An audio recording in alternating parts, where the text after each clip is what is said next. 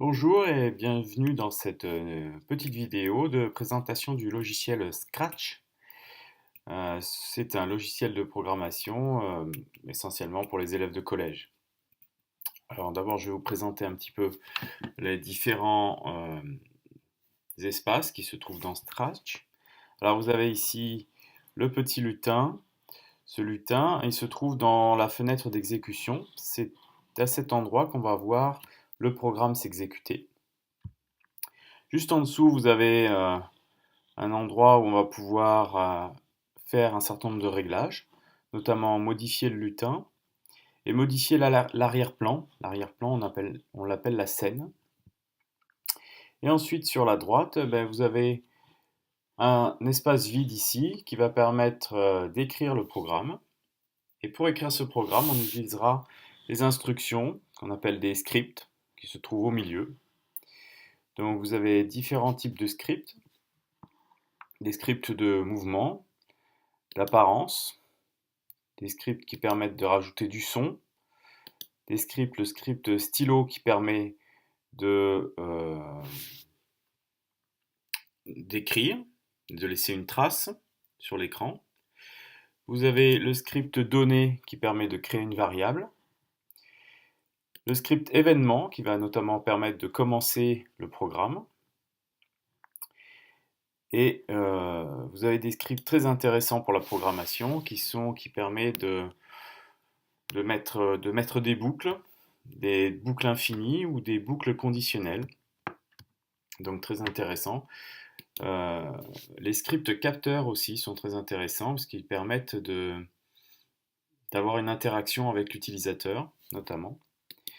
Et on a des opérateurs qui sont des opérateurs mathématiques qui permettent de faire un certain nombre de choses.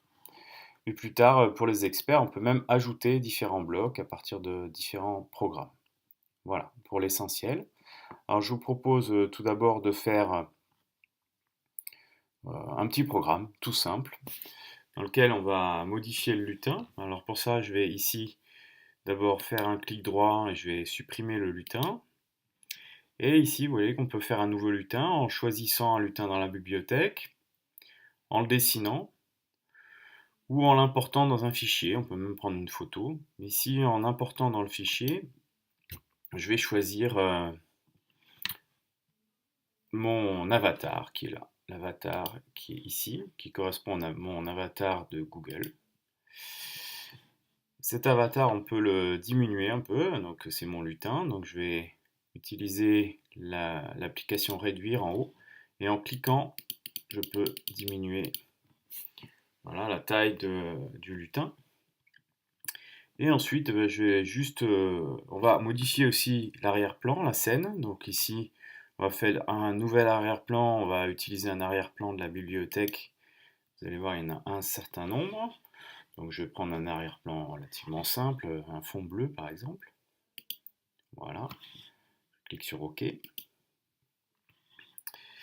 Et ensuite, je vais réaliser un programme tout simple. Donc je vais cliquer sur le script, je vais cliquer sur l'avatar aussi, voilà. Et je vais simplement lui faire dire vous souhaitez la bienvenue.